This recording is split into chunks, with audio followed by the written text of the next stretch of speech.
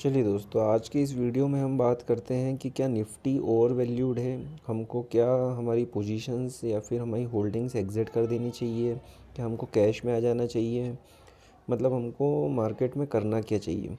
क्योंकि बहुत सारे लोग डरे हुए हैं कि अब मार्केट नीचे आएगा। तो इन सब पे हम आज का ये वीडियो रखते हैं और इस पे हम डिस्कशन करते हैं।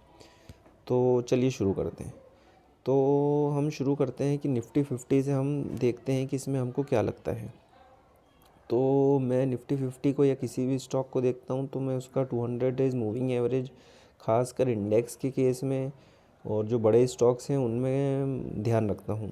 क्योंकि 200 डेज़ मूविंग एवरेज के अगर बहुत ऊपर चले जाता है तो फिर उसके 200 डेज़ मूविंग एवरेज को या तो वो इंडेक्स टच करता है या फिर उसके आसपास आके और फिर ऊपर जाता है। तो इस केस में हमको क्या लगता है, तो दोस्तों हम जैसे कि यहाँ पे देख सकते हैं कि हमारा ये निफ्टी 50 का चार्ट खुला हुआ है। तो निफ्टी 50 में हमारा ये जो स्टॉक है यहाँ से काफ़ी ऊपर, यहाँ प्राइस जो है इसका काफ़ी ऊपर निकल चुका है। तो इसमें हमको आगे ये लगता है कि निफ्टी 50 तो मेरे हिसाब से भी ओवर वैल्यूड है। और यहाँ से ये हो सकता है कि यहाँ से या तो एक करेक्शन आ सकता है, एक छोटा करेक्शन, मतलब एक ये यहाँ पे टच होगा, ये तो फॉर श्योर है। लेकिन हो सकता है कि यहाँ पे कहीं पे ये ऐसे कंसोलिडेट करे, तब तक इसका 200 डेज़ मूविंग एवरेज इसको टच कर ले। एक पॉसिबिलिटी ये है, या एक ये हो सकता है कि यहाँ से इसका एक डीप करेक्शन हो जाए, जिसकी पॉसिबिलिटी बहुत कम है। तो ये हमारा 200 डेज़ मूविंग एवरेज को टच कर लेगा।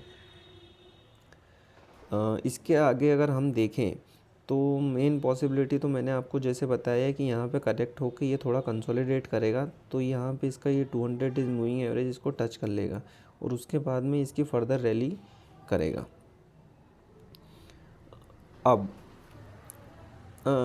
यहाँ से हमको इसके बाद में इसमें क्या लगता है, तो हम इंडेक्स में तो ट्रेड करते नहीं हैं, हम स्टॉक स्पेसिफिक में करते हैं। तो हम आइए स्टॉक स्पेसिफिक देख लेते हैं। अब जैसे मान लो ये निफ्टी आईटी का चार्ट खुला हुआ है, तो निफ्टी आईटी का चार्ट तो इसके ऑल टाइम हाई से भी, मतलब अभी निफ्टी आईटी नीचे चल रहा है। तो क्या ये ओवर वैल्यूड है? तो नहीं, ये मेरे हिसाब से बिल्कुल भी ओवर वैल्यूड नहीं है। क्यों? क्योंकि निफ्टी आईटी में अगर देखें तो ये हमारा जो प्राइस यहाँ पे है, ये वाला प्राइस हमारा आया था 2022 में, मतलब 2022 के शुरू में आया था। और वो प्राइस हमारा अभी तक भी नहीं आया, मतलब ऑलमोस्ट 1 साल हो गया है। और 1 साल में हमारे इसके निफ्टी आईटी की कंपनीज़ के वैल्यूएशन या प्रॉफिट, नेट प्रॉफिट, अर्निंग्स काफ़ी बढ़ चुकी हैं। तो ये तो मेरे हिसाब से बिल्कुल भी ओवर वैल्यूड नहीं है। इसको तो मतलब इसके ये जो है यहाँ से ब्रेक करके और ऊपर जाएगा, ये तो मेरे को फॉर श्योर लगता है। 200 डेज़ मूविंग एवरेज का अगर जो केस है तो यहाँ पे कंसोलिडेट ज़रूर कर सकता है। लेकिन ऐसी कंपनियाँ जिनकी अर्निंग्स अच्छी हैं, जो अच्छी कंपनियाँ हैं, जो मेरे पैरामीटर्स हैं, वो वाली कंपनियां फॉर श्योर, मतलब इंडेक्स कंसोलिडेट करेगा लेकिन वो कंपनियां बढ़ेंगी। तो हम स्टॉक में एनालिसिस करते हैं और हम स्टॉक्स वही लेते हैं जो कि हम जिनमें मार्जिन ऑफ सेफ्टी हो। मार्जिन ऑफ सेफ्टी मतलब जो इनके ऑल टाइम हाई से नीचे ट्रेड कर रही हों, या उनकी अर्निंग्स इतनी बढ़ चुकी हों कि अगर वो लाइफ टाइम हाई पे भी हैं तो वहाँ पे उनके वैल्यूएशन को वो जस्टिफाई अच्छे से कर रही हैं। तो ये एक केस हो गया। अब ये निफ्टी आईटी की बात हो गई है। अब हम बात करेंगे बैंक निफ्टी की। तो बैंक निफ्टी क्या ओवर वैल्यूड है? तो बैंक निफ्टी तो मुझे 200 डेज़ मूविंग एवरेज के थोड़ा सा ही ऊपर है, तो मेरे को ये तो बिल्कुल भी ओवर वैल्यूड नहीं लगता। और क्योंकि अब टाइम आने वाला है इंडिया का, या इंडिया का टाइम चल ही रहा है, और इसमें इंडिया का टाइम में कोई सा सेक्टर परफॉर्म करे ना करे, मतलब वैसे तो सारे ही सेक्टर परफॉर्म करेंगे और सारे ही सेक्टर को सपोर्ट करेगा बैंकिंग सेक्टर। अच्छे अच्छे हमारे पास में स्टॉक्स है इसमें, मतलब बहुत शानदार शानदार बैंक्स, एनबीएफसी हैं जो कि बहुत अच्छा अच्छा परफॉर्म करेंगी। कुछ लोगों को लगता है कि कुछ कंपनियां इतनी बड़ी हो गई हैं कि मतलब उनका परफॉर्म आगे कर पाना थोड़ा मुश्किल, लेकिन ऐसा बिल्कुल नहीं है।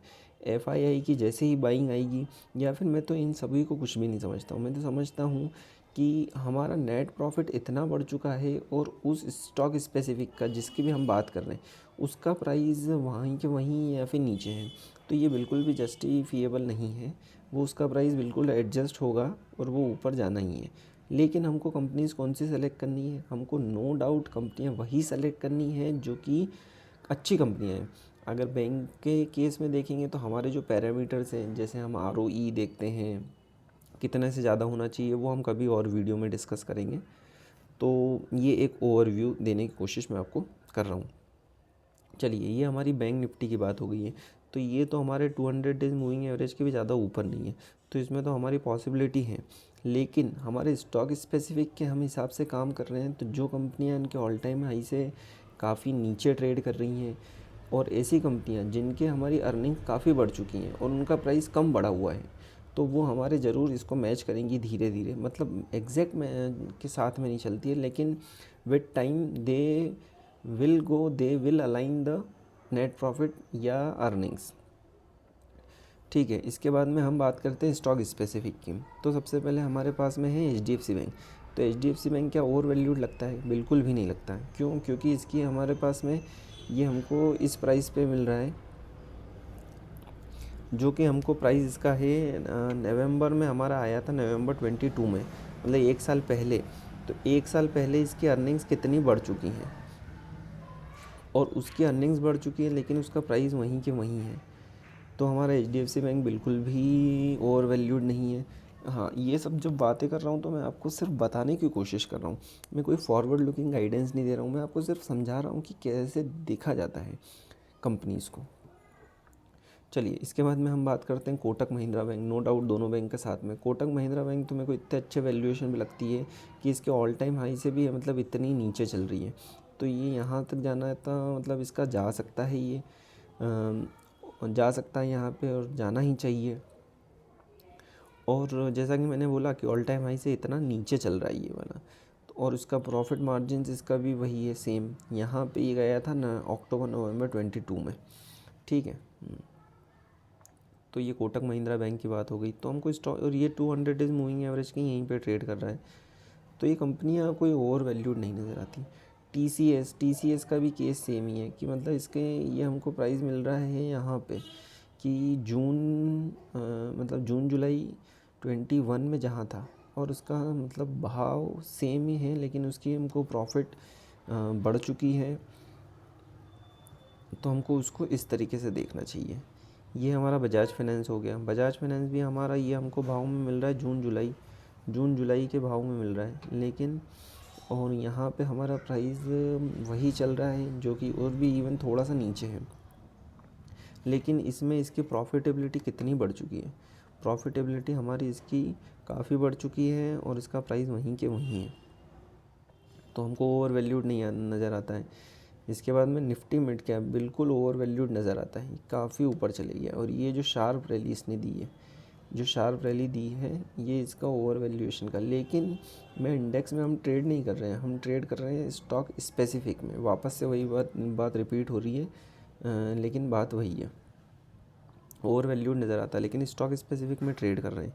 LTI माइंडट्री मिड कैप है, तो ये देखिए इसके ऑल टाइम हाई से भी नीचे ट्रेड कर रहा है, तो ये क्यों नहीं यहाँ पे टच होगा और ऊपर निकलेगा? क्योंकि इसके प्रॉफिट्स बढ़ रहे हैं, तो इसके प्राइस भी बढ़ेगा ही सही, नो डाउट।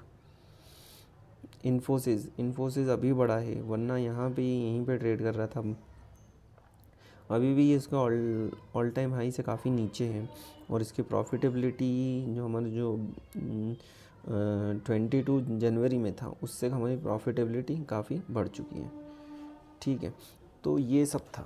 तो बात का कंक्लूजन सिर्फ यही बताना चाह रहा हूँ मैं कि प्रॉफिटेबिलिटी कंपनीज़ की काफ़ी बढ़ चुकी है, और हमको ये प्राइजेस पे वही मिल रही है जो हमको 1-1.5-2 साल पहले उस प्राइस पे मिल रही थी।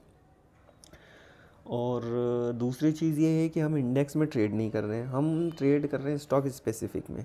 क्योंकि इंडेक्स में क्या होती है कि कुछ कंपनियां ऊपर लेके चलती हैं हैवी वेट, उसमें उसका कितना परसेंटेज वेटेज है, मतलब बहुत सारी चीज़ें होती हैं।